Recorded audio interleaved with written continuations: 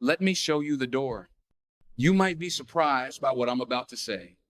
So I ask you, be still, be focused.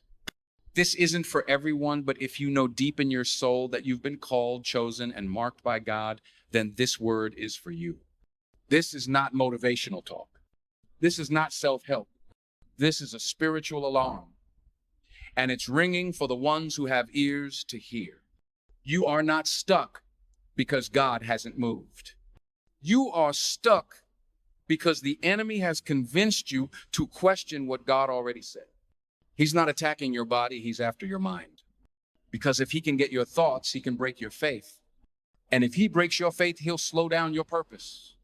But I need you to understand something right now.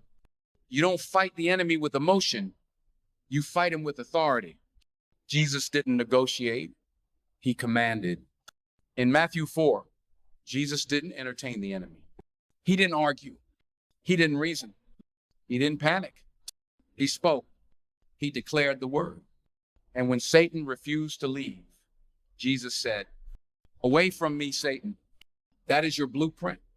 Too many people are wrestling with lies that should have been evicted. You've been tolerating thoughts that sound like, "You're not enough. You missed your chance. You'll always be broken. God has forgotten you." Let me make this clear. That voice is not your voice. That voice is not God's voice. That is the enemy, and it's time to evict him. This is war, but it's not what you think. The real war isn't around you.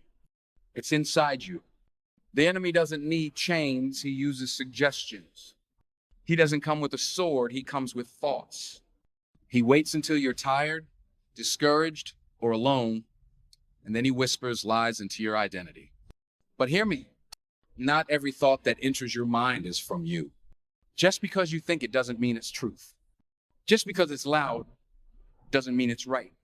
The word says, take every thought captive and make it obedient to Christ. 2 Corinthians 10-5.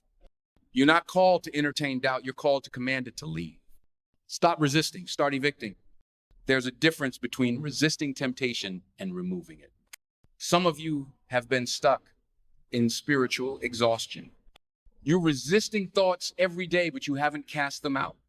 You've been fighting fear, insecurity, and shame like they belong in your house. But let me tell you, the enemy is not a guest. He's an intruder. And you don't negotiate with intruders. You don't give them time. You say, "Let me show you the door." This is what Jesus did. Satan tempted him 3 times. Turn stones to bread. Prove your power. Throw yourself down. Prove who you are. Bow to me. Trade truth for control. Jesus answered every time with the word. No debates, no emotion, just, "It is written." Then he shut it down. "Away from me, Satan." And the devil fled. The wilderness is training ground. Let's not forget Jesus was led by the Spirit into the wilderness. It wasn't a trap. It wasn't punishment. It was preparation. Some of you think you're in a dry season because you messed up.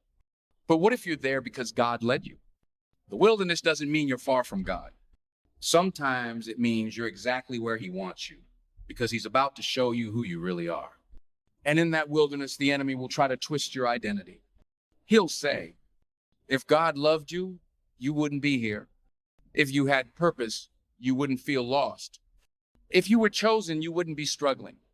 But when Jesus was tempted to question who he was, he didn't flinch. He remembered what the Father already declared. "This is my Son, whom I love. In him I am well pleased." Your identity is not up for debate. Let me speak this plainly. Your value was settled before the attack began. The enemy didn't show up because you're weak. He showed up because he sees what's coming. He sees the door God has opened. And his only chance is to distract you before you walk through it. But distraction ends today.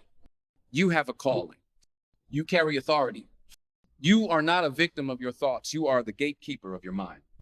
So when the enemy whispers, don't reason, respond. When he lies, don't entertain him. Evict him. When he lingers, don't panic. Shut the door. Declare it. Let me show you the door. It's time to stop rehearsing the enemy's script. It's time to stop letting fear narrate your story. You've been letting old lies live in new seasons. But today you draw a line in the spirit and say, fear, let me show you the door. Doubt, let me show you the door. Shame, let me show you the door.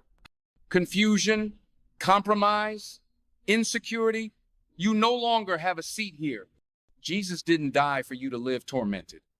He didn't overcome death so you could be imprisoned by a lie. The same spirit that raised Christ from the grave lives in you. That means you don't just resist darkness, you command it to leave. So today, not tomorrow, take your place. Speak with authority. Declare God's word.